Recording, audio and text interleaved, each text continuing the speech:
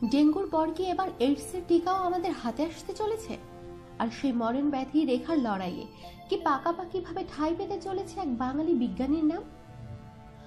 তা সে কোনো দেশেই হোক বা ঘর বাড়ি অথবা আমার আপনার শরীর, বাইরের শত্রুকে ঠেকানোর ভাবনাটাই ভাবতে হয় সবচেয়ে আগে।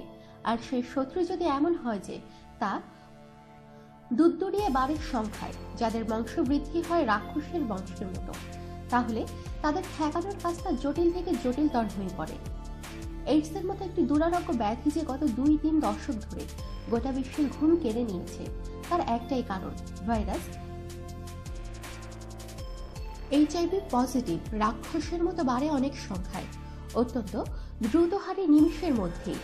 ডেঙ্গু, ফ্লু এর চেয়েও এইডস ভাইরাসের মিউটেশন রেট অনেক বেশি বলেই এটা হয়, যার জন্য এতদিন এই মরণ ব্যাধিকে রোখার পথ খুঁজে বের করতে কালঘাম ছুটে যাচ্ছিল ভাইরাস বিশেষজ্ঞদের। অন্ধকারে এবার কিছুটা হলেও আলোর দেখা মিলেছে। মার্চের শেষে বিজ্ঞান জার্নাল সায়েন্সে বেরিয়েছে একটি সারা জাগানোর গবেষণাপত্র, যার শিরোনাম HIV-1 Broadly Neutralizing Antibody Precursors B Cells Revealed by Germline Targeting Immunization। ক্যালিফোর্নিয়ার স্ক্রিপস রিসার্চ ইনস্টিটিউটের কম্পিউটেশনাল বায়োলজিস্ট উইলিয়াম শিফের নেতৃত্বে ওই গবেষক দল, যে একমাত্র ভারতীয় রয়েছেন তিনি বাঙালি, অনিতা সরকার। কলকাতায় জন্ম অনিতার। স্কুল জীবনের বেশিরভাগটাই থাকতে ন্যাশনাল লাইব্রেরির ক্যাম্পাসে, পরে সেখান থেকে চলে যান মহেশতলায় সেন্ট দিল্লির জামিয়া মিলিয়া ইসলামিয়া বিশ্ববিদ্যালয় থেকে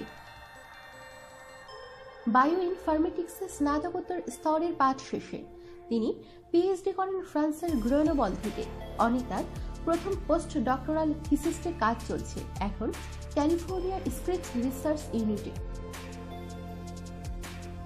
সহযোগী গবেষক ক্যালিফোর্নিয়ার লা হোলা স্ক্রিপস রিসার্চ ইনস্টিটিউটের স্ট্রাকচারাল বায়োলজিস্ট অনিতা সরকার বলছেন, শরীরে ভাইরাসের মতো শত্রুরা হামলা চালালে তাদের রুখতে প্রাকৃতিকভাবে শরীরে কিছুটা অ্যান্টিবডি তৈরি হয়। বিশেষ বিশেষ ভাইরাসের হানাদারি রেখার জন্য বিশেষ বিশেষ অ্যান্টিবডি আছে, যেমন তলোয়ারের বিরুদ্ধে লড়াই করতে ঢাল বা বর্ম লাগে, আর বুলেট বৃষ্টি থেকে বাঁচতে লাগে বুলেট প্রুফ জ্যাকেট। প্রতিরোধের ধরনটা মোটামুটি একই রকম হলেও তার হাতিয়ারটা হয় আলাদা আলাদা।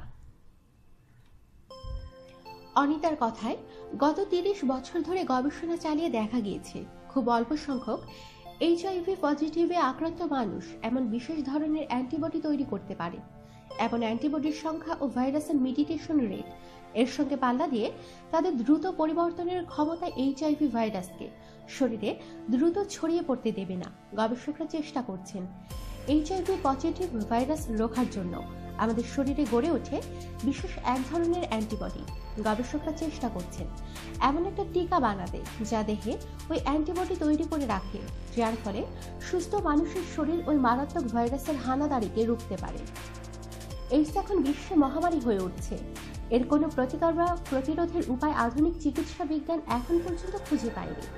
বিশ্ব স্বাস্থ্য সংস্থা এবং রাষ্ট্রপুঞ্জের এইডস প্রতিরোধ সংস্থার সাম্প্রদায়িক পরিসংখ্যান জানাচ্ছে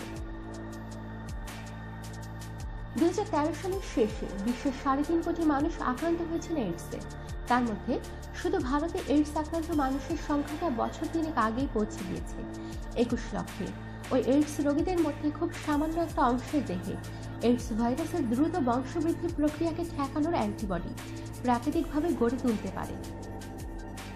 অনিতা বলছেন, গবেষকরা চেষ্টা করছেন যাদের এইডস হয়নি তাদের শরীরে ওই প্রতিরোধ ব্যবস্থাটাকে কৃত্রিমভাবে জোরদার করে তুলতে আমরা কম্পিউটেশনাল ডিজাইন আর স্ট্রাকচারাল বায়োলজির মাধ্যমে HIV ভাইরাসের একটি প্রোটিনের অংশ বানিয়েছি, যেটা আমাদের জার্মলাইন, যেগুলো আমাদের শরীরে জন্মের সময় থেকেই থাকে, অ্যান্টিবডিগুলোকে শনাক্ত করে আর সেগুলোকে HIV প্রতিরোধ করার ক্ষমতার মতো গড়ে তোলে।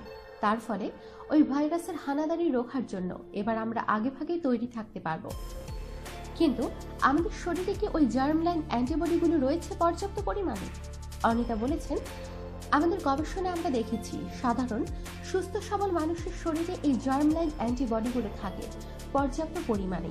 ওই ডিজাইনড প্রোটিন বা অ্যান্টিবডিগুলোর গঠন দেখে আমরা নিশ্চিত সাধারণ মানুষের মধ্যে HIV হানাদারি রোখার ক্ষমতা রয়েছে। আমাদের এই ডিজাইন প্রোটিন আগামী দিনে এইচআইভি রোখার জন্য টিকা তৈরির ক্ষেত্রে একটা বড় হাতিয়ার হয়ে উঠতে পারে। তার সম্ভাবনা যথেষ্টই।